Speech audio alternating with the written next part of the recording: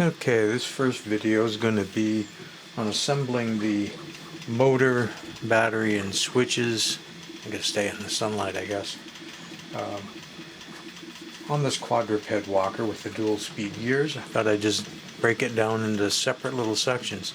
And it's amazing how the sun really blots out the camera. Anyway, on the original one, the only real problem I had on the toy was the only way you could hold it was from the ends. There's no other place you could grab it when you're trying to turn it on because your fingers would be in the gears or in the leg movement bound up. So I decided it'd be kind of cool to design, get that where the sunlight can, the body piece that could fit on there, because then I could grab it from the sides or the front or anywhere I wanted. So I designed new frame pieces holding the motors and the works. And the first thing you'll need to do is on the motor itself, there's these little, can I get close and still stay in the sun? These little tabs, just snip those off. They don't serve any purpose. You need those to be gone. I use some 632 screws.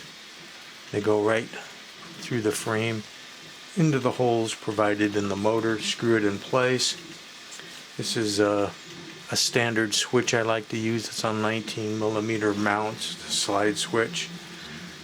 When you have a wired upright, the motor from this side should be turning counterclockwise on this piece of the frame. See, this piece of the frame is different than the other side because the other side is simpler.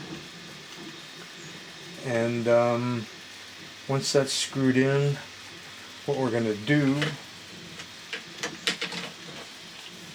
is screw that side on. The motor screws will go in there, but to add some rigidity to the whole thing, I can go ahead and run some glue, just a drop or two on these large post pieces, maybe even some on the side pieces.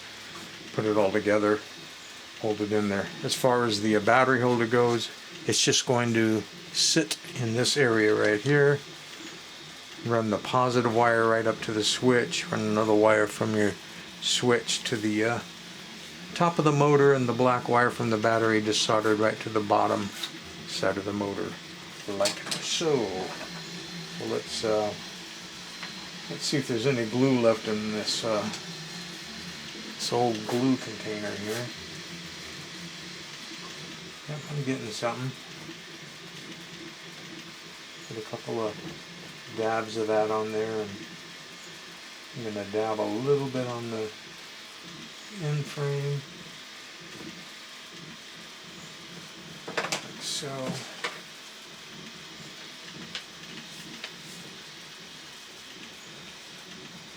And I'm just holding it and trying to cap the glue off.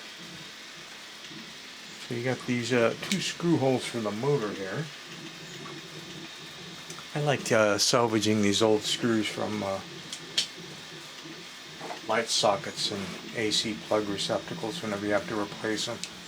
Here in America, they are a 632 screw, and it has a nice head that stays flat, so it's good for screwing in things like this.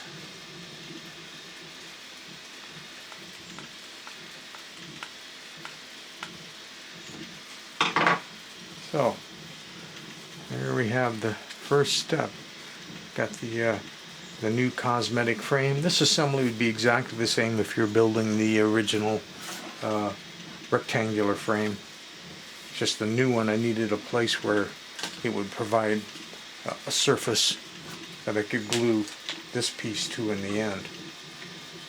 This is a prototype piece. I'm going to add a lip on the inside to give more of a gluing surface, but